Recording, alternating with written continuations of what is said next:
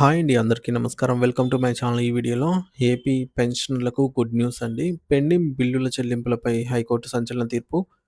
దీనికి సంబంధించిన పూర్తి తాజా సమాచారాన్ని వీడియోలో తెలుసుకుందాము. వీడియో అయితే ఎక్కడే కానీ స్కిప్ చేయకుండా ఎండ్ వరకు చూసేయండి. అప్పుడే ఇన్ఫర్మేషన్ పూర్తిగా అర్థమవుతుంది. అలాగే వీడియో చూస్తున్న ప్రతి ఒక్కరు వీడియోకి లైక్ చేయండి ఫ్రెండ్స్. ఈ వీడియోని తోటి పెన్షన్ మిత్రులతో అయితే షేర్ చేయండి.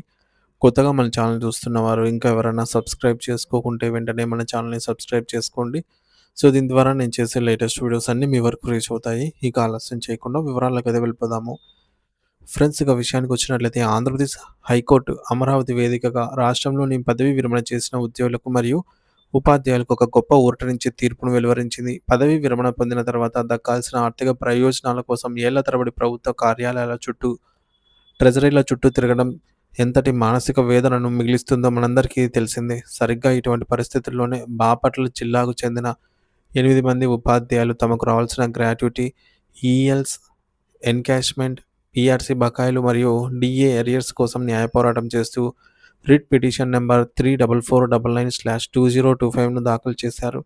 ఈ పిటిషన్‌ను విచారించినటువంటి గౌరవ ఆంధ్రప్రదేశ్ హైకోర్టు పెన్షనర్ల పట్ల ప్రభుత్వం చూపిస్తున్న జాప్యంపై కీలక ఆదేశాలు జారీ చేసింది. రిటైర్డ్ ఉద్యోగులకు రావాల్సిన అన్ని రకాల పెండింగ్ బిల్లులను రాబోయే 6 వారాల గడువులోగా పూర్తి స్థాయిలో చెల్లించాలని స్పష్టం చేసింది. ముఖ్యంగా ఫైనాన్షియల్ ప్రిన్సిపల్ సెక్రటరీ, జిల్లా ట్రెజరీ ఆఫీసర్ మరియు సీఎఫ్ఎంఎస్ సీఈఓలను ఈ బాధ్యతకు జవాబుదారీగా చేస్తూ డిసెంబర్ 11వ తేదీన కోర్టు ఉత్తర్వులు ఇచ్చింది. ఈ తీర్పు కేవలం ఆ 8 మందికే కాకుండా రాష్ట్ర వ్యాప్తంగా పెండింగ్ బిల్లుల కోసం ఎదురుచూస్తున్న వేలాది మంది పెన్షనర్లలో కొత్త ఆశలను చిగురింపజేసింది.